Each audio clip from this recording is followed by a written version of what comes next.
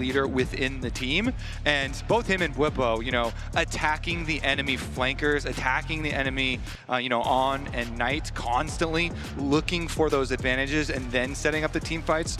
Definitely was a very promising looking game number one, but let's see about the changes here as we go into Fearless and we start to get a little bit deeper. The Galio ban, quite interesting, is going to raise the value on that Rumble. All right, that's exactly what I'm thinking. They're over on blue side now for the side of BLG. They're going to ban out Quads Cassiopeia. They're going to ban out Azir just as a general ban. And the Galio tells me they probably want to slam a Rumble first pick there for Bin in the top lane. And immediately FlyQuest picks up what they're putting down. They'll ban the Rumble alongside TF and Varus. The Vi and the Pantheon. Going into this game too, I said to Kobe, oh, you got to really be careful about Pantheon. If you give that to BLG, that's a really scary thing to do. And now BLG have got their hands on the Pantheon. I think it's the best jungler on the patch right now. It plays with pushing lanes extremely well. And it's just such an incredibly good AD jungler at getting onto the AD carry specifically. And with Ezreal gone, we'll see how FlyQuest navigate. Exactly. Trying to think of what sort of you know, carries can stay safe. Now, Annie Wukong is just one of those peanut butter and jelly combos that we have seen so frequently within the meta. Holy, let's go! Kangas is here. Kangas, the FlyQuest Hulk. He told me that you couldn't see it because the graphic was in the way, but it didn't just say fly, it said fly 3-0. So he's got full faith here for the North American team. Part of the reason, though, that Annie and Wukong, we don't even like talk about it sometimes because it's so good, is because it reduces the value of the Merc Treads. When you look at Annie and the big AoE stun, of course, coming through, then people are going to want to build Merc Treads and Tenacity to deal with the magic damage and the stun, and then Wukong just complements that so perfectly with the AoE knockup, and then of course the attack damage goes without saying there. So that's why that is one of the most potent combos there for team fights. Now, Knight is known for a lot of champions throughout his career. Victor is not one of them. That's not to say that he's a stranger to the champion, of course. Like many top mids around the world, he is a very good Victor player, but relative to a lot of the picks that he is especially known for FlyQuest, I think they should feel pretty happy seeing Knight on Victor because it doesn't quite have the same playmaking potential that so many other mid laners do. And by doing so, you're also opening up that blind pick Renekton that Whippo finally is able to get his hands on. I will say it is definitely a bit of a rough matchup for Annie with the poke damage that comes through, and then the ability, like you said, when Pantheon jungle is threatening your lane and threatening Annie, if you have a Pantheon stun into a very easy gravity stun from Victor, that can pose some problems. So we'll see about that wave control mid. It definitely is set up here for BLG. As we see, though, there's that blind pick Renekton. You know, we're talking about it last time around. Very good for Whippo, very good for FlyQuest, and now they're just protection banning for it a little bit there with the Jace, you know, possibly a Gnar or something to follow it up. Also, Jace works wonderfully with Pantheon, a split push threat that Pantheon can then come to assist in the blink of an eye with a Grand Starfall, a nasty combo. Since BLG already have their support and FlyQuest don't have theirs, it's double support bans from BLG in the second half of the draft with Rakan and Alistar banned away, as FlyQuest will go ahead and levy their second ban up towards that top side as well, removing the Cassante option for Bin. It's likely looking to be a Gnar to come through from the side of BLG. I mean, they've already got great engage. I'm curious as to what AD carry. They could consider something like a Kai'Sa if they want a little bit more dive. If they want a little bit more protection, they could go in the direction of the Xayah. I like that they removed some of the engage. Ah, but Kalista has been such a bait. Oh, 0 wins, 8 losses at MSI 2025. Last game, FlyQuest gave Ons Nico its first loss of his career, but this game they would have to do something even more impressive and give Kalista her first win of MSI. I gotta be honest, Flowers, that is the single champion in the entire game that I wanted to see least. We were literally talking about. Okay, but they can still try and look to stack Drakes with it. The idea is, of course, you know, why the teams still have been going for this Kalista Renata lane. You know, you do have a lot of all-in potential, and you do look to stack Drakes and try and use your Annie Wukong core that you drafted for early on. So while it does give a lot of people some worries, as we have, you know, seen the Kalista get poked out, part of the reason they pick it here is because the Rel was picked so early, you at least know that there isn't going to be some super oppressive double range lane that you're playing into. So even though I have that first visceral reaction, we stabilize, it actually could be fine. I think BLG's composition scales well. They've got a good late game team fighting comp. When you've got both Corki and Victor, you've got a lot of poke at your disposal. You've got great backline threat as well with both the Pantheon and the Ornn. And so they have a lot of ways to approach these team fights, which we know is the current meta. For FlyQuest, I think that they spike really hard in the mid game. And if it is going to be a super skirmishy type of game, then this composition really thrives because in the 2v2s and the 3v3s, Renekton, Annie, Wukong, Kalista, Renata, these are champions that all really succeed in those skirmish environments. So as long as FlyQuest can take the fights at the right time and place, then they definitely should have the edge. And that's exactly why, Vedius, I say dragon stacking is the name of the game for FlyQuest here. So they can utilize that to draw in BLG and try and play to that mid game. All right, let's do it. Can BLG's traditional powerful scaling comp outlast FlyQuest's big mid-game spike like you're talking about that wants to scrap, that wants to skirmish? Last game, we saw both teams ready to skirmish constantly. We'll see how adept BLG might be at trying to slow things down here in this one. 30 seconds until minions. All right, how cursed is Kalista? So Let's 0 see. and 8. I mean, the main reason is that we're in a meta of team fighting, and I think she does terrible into tanks. And so especially a champion like Ornn, it's hard for her to have an impact. All right, while we're waiting for the action to start, we've got Laura standing by for an interview with I Will Dominate. Dom, thank you so much for joining me. Tell me how it's been the first game, the atmosphere, the FlyQuest win. It's been amazing. I mean, I think Inspired literally played like a perfect Sejuani game. I don't know the last time I saw Sejuani just take over a game like that. Like, he just didn't miss an ult, and even if he did have an ult that like somebody had to flash, it was always good. So it was quite literally a perfect game from Inspired, but FlyQuest in general. We have been used to game one and this so far from the West. So do you feel like they showcased enough so far to take the series?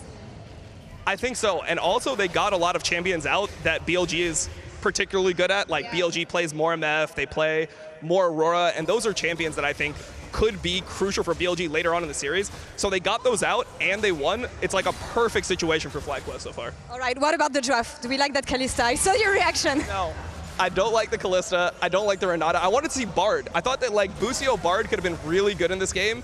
If they picked like Jhin and then Bard on 5, I would be really happy with that. I'm a little bit scared for the Kalista, not gonna lie. All right, let's hope it goes well. Dom, thank you so much. I'm gonna let you enjoy costume, and casters, back to you. Yeah. All right, thank you all very much. Dom, I'm right there with you, buddy. I think most people are concerned about Kalista at this point, given her performance so far at the tournament, but we'll see what Masu is cooking. Just a general uncomfortable feeling when you see this champion on your screen. I would describe it as, ugh. Okay, though, we'll see about these the dragon stacking, though. Okay, so of course, as well, when you have the Wukong jungle, Wukong, of course, is going to be much more scaling than the Pantheon has a lot better early options. So FlyQuest also have to worry about some of the early jungle pathing there. Should just be the full clears for both of them, but definitely some options for Beichuan. Yeah, and you can see the ward that FlyQuest put in the enemy jungle. They could see that Beichuan was starting on the top side, pathing towards bottom, so Bwipo had the confidence to go between the turrets and proxy that wave. Yeah, and they know, he's probably going to be looking around the bottom lane and mid lane. So they should have Inspired Shadow and be just fine.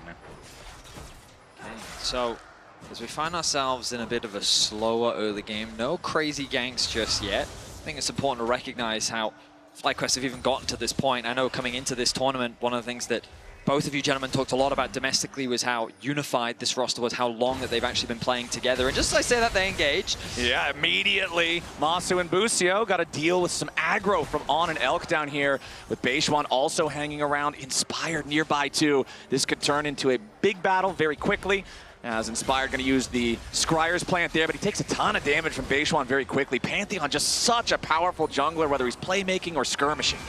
Yeah, and that's the bottom lane visit that we were looking for from the junglers. So BLG will use that to get double Scuttle Crabs for him. Currently, too, you have a proxying Renekton on your screen at the moment. So Bwipo loves to do this because you get an extra 30 seconds when you get the minion wave ahead of time. And so he's moving in for a little bit of a timing advantage.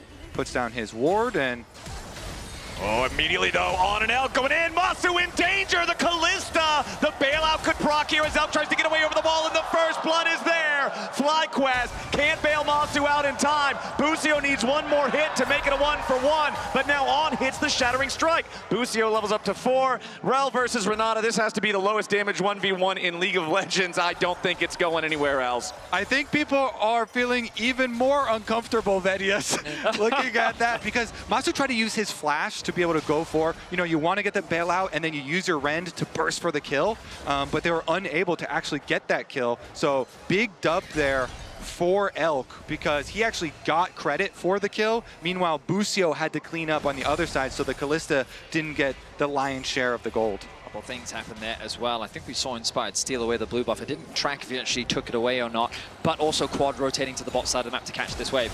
Oh, just beautiful engage from On. Connects the stun, gets the crash down as well. And as you rightly said, Masu's thinking to himself, if he can just get one more spear in, maybe that would be enough to secure the kill and come back to life. Bwipo forced the flash. Yeah, wow, Bwipo taking a beating there from Bin's Ornn, and you can see that the teleport cooldown is still a very, very long way away for Bwipo. Bin level 6 on the Ornn, has the Call of the Forge God ready to go. Bwipo knows this is dangerous, so as much as he doesn't want to, he's got to channel the recall. I want to note the lane assignments as well. So because of the death timer, they actually rotated Quad down to the bottom side, as you can see. Yeah, Quad now taking a ton of damage himself as Elk valks forward, and FlyQuest mid laner now down to 200 HP. He didn't have to flash, but again, that's both solo lanes of FlyQuest being forced out of the lane they currently occupy without a teleport to get back. And I blame Callista. That started the rotations out. Now they're going to rotate back, but it is going to mean Quad goes back to base first. And you look at Knight. Knight is already level 6 on that Victor, and BLG are already taking over vision control, leading up to the Dragon and the Dragon itself. I think there's a number of cascading things as well. The fact that the Wukong path bottom mirrored the Pantheon, and then Beishuan just said, no, I'll fight you, steals away both the Scuttle Crabs. You can see that he's built up a pretty healthy jungle camp lead, and then even though FlyQuest, the Wukong is continuing to clear camps, the cost of that is the Dragon. Bot wave control converted into jungle pressure. Oh, ulti drop just for a bit of trade damage. Yep, Tempo Tibbers.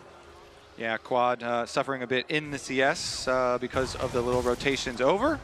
But ultimately, FlyQuest find themselves in a kind of losing a little bit of control in this early game. Now, it's not the end of the world. We talk about these first items being big spikes for these champions, especially Blade of the Ruin King on Callista, and ideally the Trinity Force on the Wukong as well.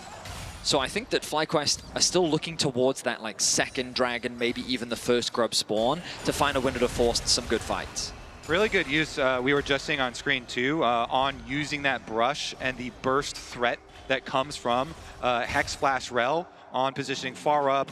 You can see some of the CS getting denied from Masu. He has to be very safe, just sniping from afar, because Corki here, with so much burst damage to follow up the CC and the engage from On, really is threatening. All right, FlyQuest, we'll see if Callista and Renata can bounce back and find what they were looking for early on here. Plus, they also have the ward on blue buff, so FlyQuest are communicating right now, hey, Beishuan is not taking his blue buff. He might be looking bottom side, so FlyQuest have it in their minds. There it is, Beishuan arrives, and Busio's about to die. Masu wants to get away. Busio thrown back out on top of him. A nice handshake. Masu and Busio escape the play. So I say they have it in their minds because the blue buff is warded and he's not on it, so they do act accordingly. It cost them their ultimates though, Vedius. Certainly did. The cleanse also expended. Bwipo looking to continue his proxying ways, and Bin, he holds the wave in a nice spot, making it harder for him to cross past the tower. But we're seeing another one of the weaknesses of not only Callista, but also giving over the Pantheon. Pantheon is just the strongest jungler on the patch, and Beishuan, regardless of what you think of him as a player and his performance at this tournament, he knows how to operate this champion. He plays around his lane priority extremely well. You're seeing it on your screen right now. Knowing that they have the push in bot, they move into the enemy jungle, they steal away those camps, and BLG mounting a small gold lead here 9 minutes in. I will say though, that time FlyQuest here had Inspired on the grubs, Inspired focused on the objectives, and that extra bit of experience is really nice for Wukong, collecting those. Looks like they should be able to steal away the blue as well, since Quad is rotating over. He's got that mid push. Yep, Quad's rotating over, and you can see that Bwipo is already in the enemy jungle here as well. Bin, of course, does have a farm advantage here on the Ornn, and if you're out farming Renekton early with this powerful late-game scaling tank, I feel like Bin's loving the current state of things. Busio taking a ton of damage on with a big engage. Magnet Storm as Elk Falc's in. Busio's about to die, but he barely stays alive. Now Beishwan showed up. Masu and Busio trying to get away. Masu flashing to try to survive it, and somehow FlyQuest lives. Not even close. The FlyQuest bot lane live with slivers of HP. The coordination from BLG just slightly missing the mark, and FlyQuest bot lane escape death once more. And even though they keep escaping, the plan from BLG here is to just shut this bottom lane down. Inspired using the clone early to get up to the tri-brush, see if he can catch anybody, but On has way too much health. There's no way for Inspired to find a kill there. But BLG know, because of their strategy coming into this game, they're confident in scaling Victor, in scaling Ornn here. So as long as Beishwan uses so much of his focus and this global ultimate you're talking about towards the bottom side of the map, if they shut down this bottom side for FlyQuest, then BLG do have a very good route in this game, especially because they were able to get that early dragon. Feels like the game state feels great right now for BLG with this powerful scaling. Look at the scoreboard. You've got blue numbers, blue leads, BLG gold advantages in 4 out of 5 rolls. Yes, a lot of them are very small, but the 2 biggest leads are for Knight and Elk. I will say on the 1-item power spike as we see Bwipo going in. Yeah, we do have a couple of problems here for Beishwan. Gets stunned up by Quad, and Bwipo calls the meek. FlyQuest find their 2nd kill of the game. A bit better for FlyQuest now, getting some extra gold. And I will say, the 1-item power spikes haven't even come in for FlyQuest yet, so they still have plenty of time to actually operate as far as this big burst damage that they do want to go for and use their Annie-Wukong combo. Bwipo, of course, starting that one out himself and getting the job done. Okay, so all 3 of those Void Grubs, like you mentioned earlier, went over to FlyQuest, but BLG did get that first Drake with the early control that they had. Second Drake going to spawn here in about 10 seconds, as Ben had his hammer in the air to try to stop Bwipo's recall, but just a fraction of a second was enough to allow the FlyQuest top laner to complete his recall, complete his purchase. Black Cleaver online now as we check in on the status of teleports with this dragon about to spawn, and critically, BLG have both, FlyQuest have neither. I also just want to take stock of these items because Knight with an 11-minute Rod of Ages, really nice timing on that itemization. The fact that we're seeing the Trini Force Corki come out as well, I'm happy to see it return. We've been seeing a lot of Black Cleavers and Shojins. I just like the spike that it gives you. BLG already melting through this dragon. It's going to be uncontested. Like, coming into this game, something we talked a lot about in the draft was we want to see FlyQuest looking to contest these dragons, but BLG have done such a good job in the early laning phase of putting pressure and delaying these item spikes from FlyQuest that naturally they're hesitant to contest for these neutral objectives. Yeah, I mean, BLG's focus on the bot side has given them so many rewards thus far.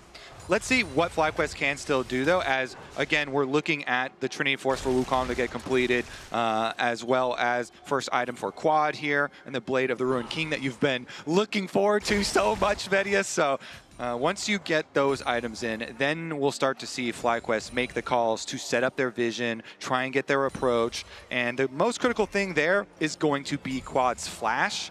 Sometimes it can be, Wukong getting into a really nice Fog of War play or something out of vision, but a lot of times the combo does hinge heavily on the anti-flash. The lane assignments from BLG really efficient here. They've already got Knight on the bot side of the map. They already reset Elk into mid as well, so they've gotten their AD carry and support in position to allow On to start roaming, working with Beishwan, and also chipping away at these towers already. That bot tower is getting incredibly low. And once we get that 14-minute mark, it should be an easy tower to knock over. Now FlyQuest are responding, but of course BLG are going to have that opportunity to get another reset up through and start to be making plays on the map with a minute and a half until the Herald. Yeah, Knight also collecting that 4th plate down there. Just more money in his pockets on this Victor. This is the guy, when you look at BLG's lineup, you expect him to be a top performer. You expect him to come in clutch and be able to carry the games if given the resources. Just ticking over to level 11 now. He'll have the level 2 Chaos Storm for the next big fight. Quad, only level 9 on the Annie. Of course, about to tick level 10 as soon as he kills 1 or 2 minions here. But Knight definitely getting the better of the mid lane matchup in this second game. Beishwan versus Inspired 1v1. one. Inspired's ready to commit the Cyclone. Meanwhile, over in mid lane, Masu's going to be under pressure. Inspired putting the damage into base one. He's already found the kill there. Now Busio and Masu going an after out. Plenty of damage here into the Corki. The bailout for Callista saves her life, but Ben's made his way into the fight. BLG turn it around, and Inspired's got to try to run. Busio fires off a hostile takeover, and Inspired's running for the hills. Busio's going to try to flash to escape, and BLG fire back. Yeah, the teleport means they do get a kill back. Quad, though, teleports right back out, loses a bunch of HP. The key is that Bwipo did not answer and also teleport in, and so he stayed on top side, still pushing to get that tower. I mean, that was still a 2-for-1. Baserun just straight up died. Inspired said, sure, I'll take this 1v1 with pleasure, and he knows that the extended fight, Wukong gets the better of the Pantheon. Utilizing the empowered E was not enough damage. Baserun flashes early. Meanwhile, in the mid lane, it's a bot lane skirmish. Yeah, I'm pretty sure Inspired had just finished his Trinity Force, and he wanted to use it. But there you go. The Ornn call in does get there, and they get a counter kill. I mean, if you think about it, On also got the kill there, so in terms of gold gained, FlyQuest is very happy. Yeah, I mean, plus Bwipo did finish up that topside tower, as we said, and he's going to have the extra teleport. I'm killing him. I kill him. He did. He knew it. He called his shot, and then he shot. Yeah, so yeah, Trinity Force power spike for Wukong obviously is huge, and the Malignance now does make its way into Annie's pockets. Here we go. Now is the time where they can actually make some plays. Remember, they do have Bwipo teleport ready, but Knight is in the bot lane matching him.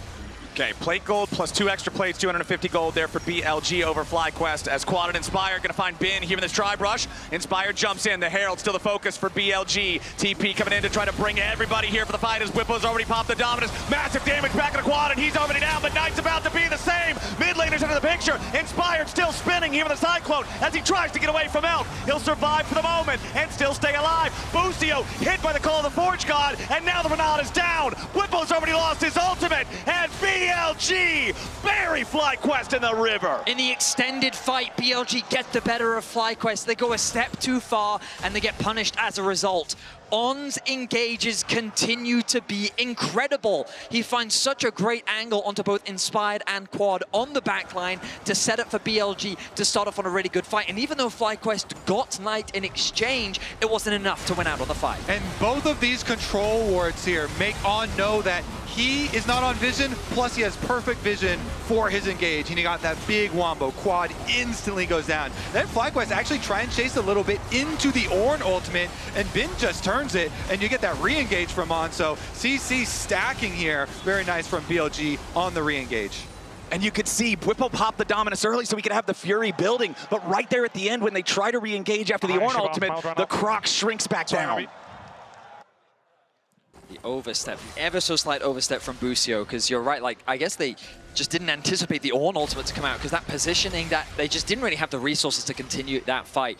The result of that is it's 5-5 in kills. The gold lead largely sits on the top side of the map in favor of FlyQuest, but look at this Dragon. FlyQuest now immediately forced into another fight. BLG about to hit Soul Point, and FlyQuest are not anywhere to try to stop it. They're not rotating towards this. BLG are going to be in a great spot with this Drake stacking going forwards, working towards a potential Ocean Soul 5 minutes from now. And I do have to point out, it is a 1-level lead, a full level for Knight over Quad, and the Rod of Ages has not yet procced. Mid lane is about to go from bad to worse here in a couple minutes. Yeah, trying to do a little bit of cross map there for FlyQuest, but definitely losing out even more on the play.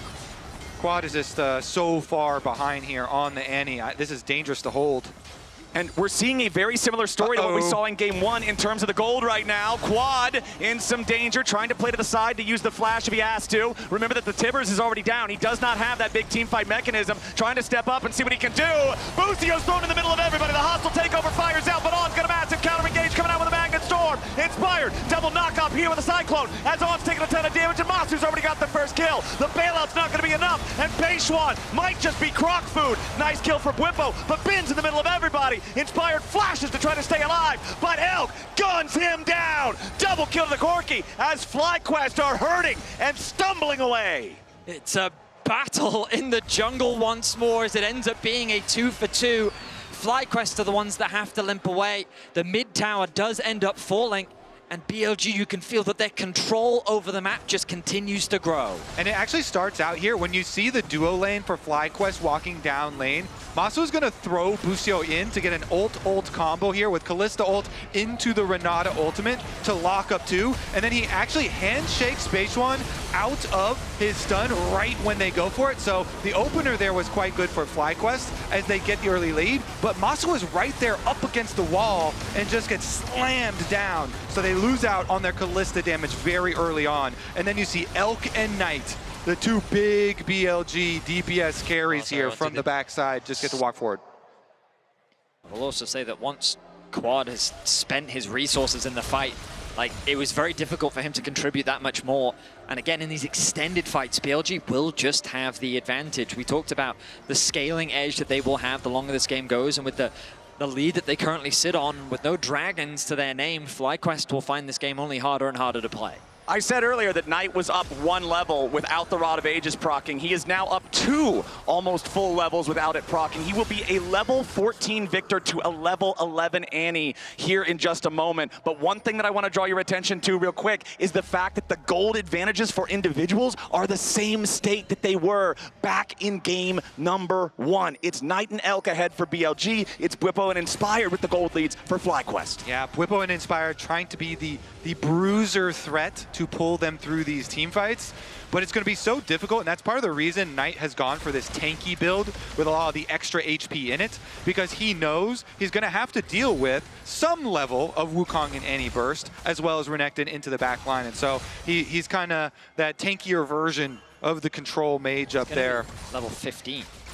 Yeah, this is kind of a nightmare for Quad. Knight just needs the slightest amount more EXP to be those full 3 levels ahead of his counterpart. Quad's Annie not hitting the levels that FlyQuest was hoping for in this game. Otacon has spawned down in the southern half of the map, which is going to make things very interesting. It's less than 2 minutes until what'll be Ocean Soul for BLG spawns. If FlyQuest tries to fight to defend that and lose, not only do you give away the Soul, you'll give away the Otacon, and it feels like already 2,000 gold down, that's giving away the whole game.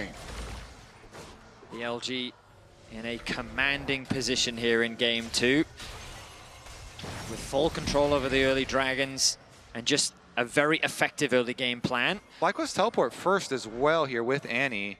Wonder if they're trying to make some... Knight did commit his TP to mid to catch that wave. I wonder if he just wanted to secure a bit of extra gold. He's going to go back to base and spend what he can. Dragon going to be spawning in a minute's time, so he's going to have plenty of time. And there is that upgrade along with a needlessly large rod.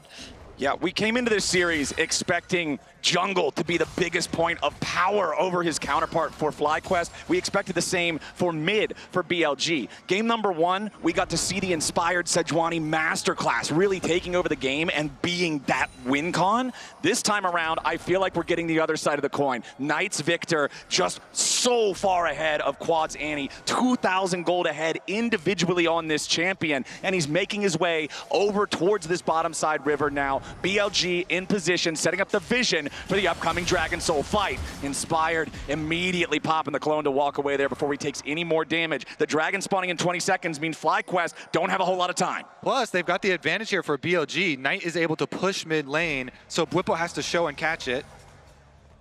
Elk and Ben just going to go ahead, get this wave pushed up, try to clear this out, but immediately Busio and Masu are ready to go right after out. The Corki's in danger, but he hasn't been killed off yet. Now Masu and Busio are going to be in trouble. FlyQuest is split up. Masu's going to die here at the very start unless he gets bailed out, but Ben's already killed him. FlyQuest are scattering, but BLG are also low. Knight's here on the front line, as Inspired can't find a whole lot else just yet. Goes in for the Cyclone, 2-man knockup, and On is down. Inspired trying to keep the fight going as he flashes away from the laser of Knight. The Victor with a flash follow as Bwipo heals back up and takes out Baishwan. He might just be able to bail out, but just at the very last second he doesn't. Busio still gets the shutdown, but FlyQuest will be aced. Knight and Ben finish off the last kill, and BLG gets a 5 for 3. It's Knight level 16 on the Victor, cleaning everything up. The start actually from FlyQuest trying to use the surprise onto Elk in the backside here, but Elk makes distance over to the rest of the team,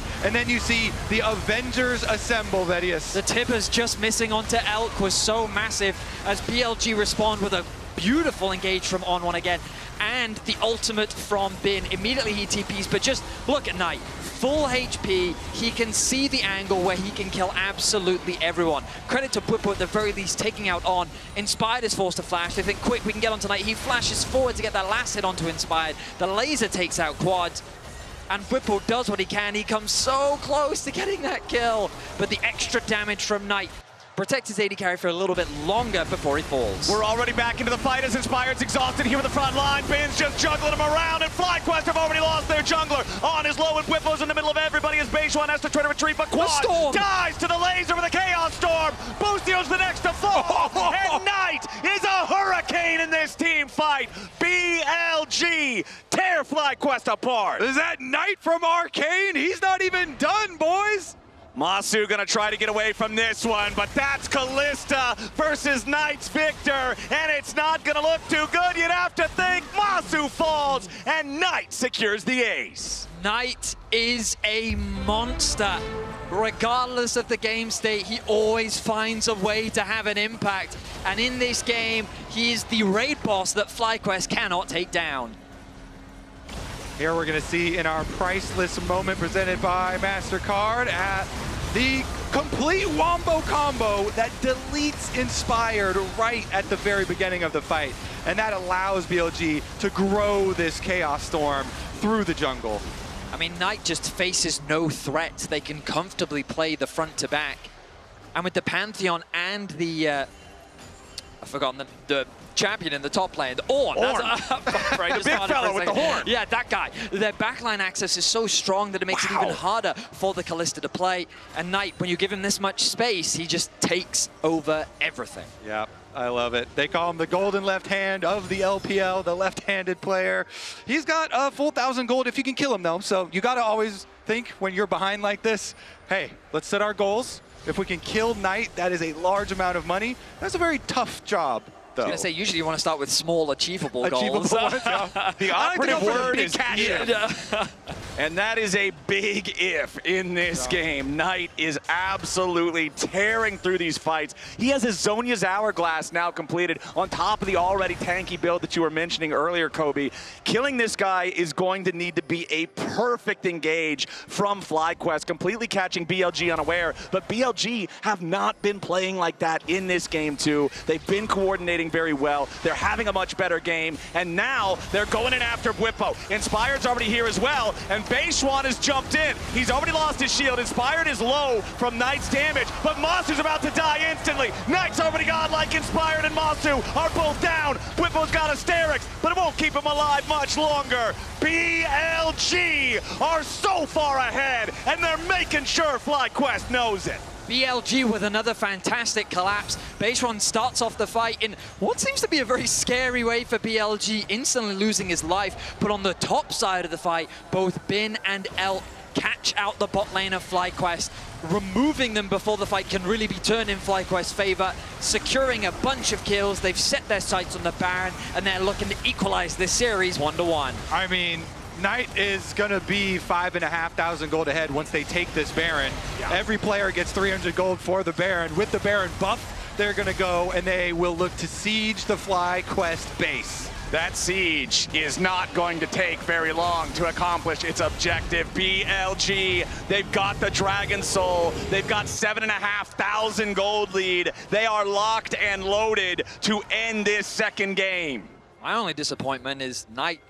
He is a man who is well-read. He loves reading books. He want? And he's got no Magi in this game. 8-1-6 is the scoreline. He's a team player. He's got his control wards, Betty. He's got to keep your control ward slot. That he does. BLG now with the Baron buff. Surely you would expect them to set their sights on the base of FlyQuest. They're looking to get control over the bot wave. Top and mid already pushed in. But really, you just need to let Knight do the work. Keep chipping at the HP bars of FlyQuest, utilizing that E. You've got to be cautious about leaving him isolated. There's always the possible collapse of the Wukong, and he wisely playing around his vision. Yeah, I mean, with this Ocean Soul, the siege is insane. They have so much range on BLG, they can constantly be proccing it, and they're going to siege up at these towers over and over and over, and slowly whittle away, not slowly, quickly. No, that's they a can wrecking quickly ball. whittle away at the FlyQuest base. FlyQuest has hit that point where it just feels impossible to deal with the power of BLG's composition at this stage of the game, at this stage of a lead. BLG smashed through the first line of defense here in the bottom lane. That inhibitor's already gone, and Knight is escorting the wave up mid lane right after. FlyQuest trying to deal with the empowered minions. Bin's just staying close enough to keep them all enchanted with the Baron, while the remaining 4 players on BLG make very short work of the tier 3 turret in mid. Now the second inhibitor is already down, and FlyQuest are experiencing the same scenario they put BLG through in game number 1. Now, FlyQuest will have to try to make their last defense, and BLG will make it a quick one if they have their way. Elk firing some poke. Masu's already at half HP. First Nexus turret about to die as Bwipo goes into Dominus, and BLG happy to just wait it out and continue poking. The minions still alive. FlyQuest struggling even to clear these away.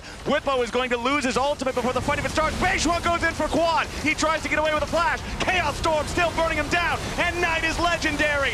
FlyQuest, blink and you'll miss him. BLG wipe him off the rift. A triple kill to Knight as Bwipo gets away back into the fountain. He'll stay alive, but the Nexus won't. BLG even the score. BLG come back in a very big way. Controlling this game, really good game plan. They identify the bottom lane, they attack the bottom lane, they keep mid lane down so much and accrue such a large advantage that they honestly had an iron grip on that game.